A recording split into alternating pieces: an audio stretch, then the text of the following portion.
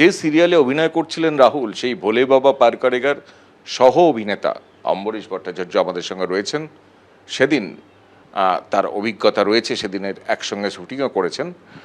অম্বরীশ সেই ঘটনার পরিপ্রেক্ষিতে এই মৃত্যুর প্রতিবাদে ওই প্রযোজনা সংস্থা থেকে তিনি সরে এসছেন, অর্থাৎ আগামী দিনে ওই প্রযোজনা সংস্থায় কাজ করবেন না এমনই সিদ্ধান্ত নিয়েছেন, এমনটাই শোনা যাচ্ছে। কি বলবেন, কেন করলেন এটা? দেখো, আমরা আউটডোরে একসাথেই গিয়েছিলাম, দুদিন শুটিংও করেছি। যেদিন ওর ঘটনাটা ঘটে সেদিন সকালবেলা প্রথম ফোনটা হোটেলে আমাকে ওই করেছিল যে আমার ঘরে এসো, ভালো চা খাও। যখন ওর ঘরে বসে চা খাচ্ছি তখনও জানি না ওটা ওর মৃত্যুদিন, ও জানে না, আমিও জানি না। তারপরে বেলা 12টা থেকে আমাদের শুটিং শুরু হয় সমুদ্রের ধারে, মানে মোহনার ধারে। আমাদের কোনো জলের সিন টিন ছিল না, পাড়েই ছিল।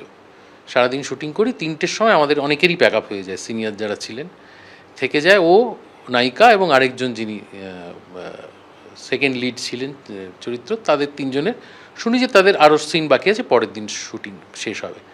তো ওকে বিদায় জানিয়ে আমরা চলে আসি। ফিরে আসছি কলকাতা, বা হোটেলে এসে ফ্রেশ হয়ে আমরা খাওয়া দাওয়া করে যখন ফিরছি, রাস্তার মধ্যে খবর পেলাম যে ওর একটা অ্যাক্সিডেন্ট হয়েছে, এবং তার কিছুক্ষণ পরে আবারও খবর পেলাম যে ও আর নেই। এখন অবধি আমরা বিশ্বাস করতে পারিনি সেটা। এই অভিঘাতটা যে ভয়ানক হয়েছিল আমার ওপরে, অন্তত এই 1.5-2 মাস আমরা প্রত্যেক দিন একসাথে দুজনে মেকআপ রুম শেয়ার করেছি। মেগা সিরিয়াল যেহেতু প্রত্যেক দিন শুটিং হয়, এবং ওই মুভিটোন স্টুডিওতেই পাশাপাশি 2টো সিরিয়াল হতো, একটা চিরসখা, একটা ভোলে বাবা পার করেগা। দুটোতেই আমি গুরুত্বপূর্ণ চরিত্রে অভিনয় করতাম।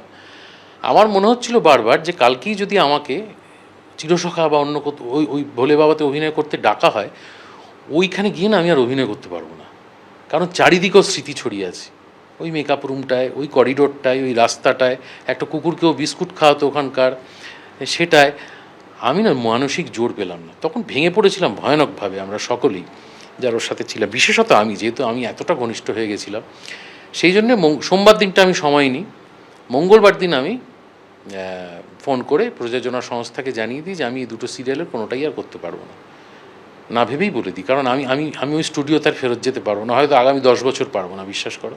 সঙ্গে যতটুকু যা শুটিং হয়েছে কোনোটা সমুদ্রের কোনো সিন ছিল না, সমস্তটাই পাড়ের সিন ছিল। স্বামী স্ত্রী ওখানে মধুচন্দ্রিমায় গেছে, আমরা ওদের বাড়ির সদস্য, আমরা তোমার ছদ্মবেশ ধারণ করে গেছি, লুকিয়ে লুকিয়ে ওদের বাবার চরিত্র সে নিয়ে হাসাহাসি হতো আমাদের মধ্যে প্রচুর। আমি বাবা বাবা বলে ডাকতো। ম্যাজিক মোমেন্টস সংস্থার সঙ্গে গত 10 বছর কাজ করছি। লীনাদিকে আমি অত্যন্ত পছন্দ করি একজন সাহিত্যিক, একজন লেখিকা হিসাবে।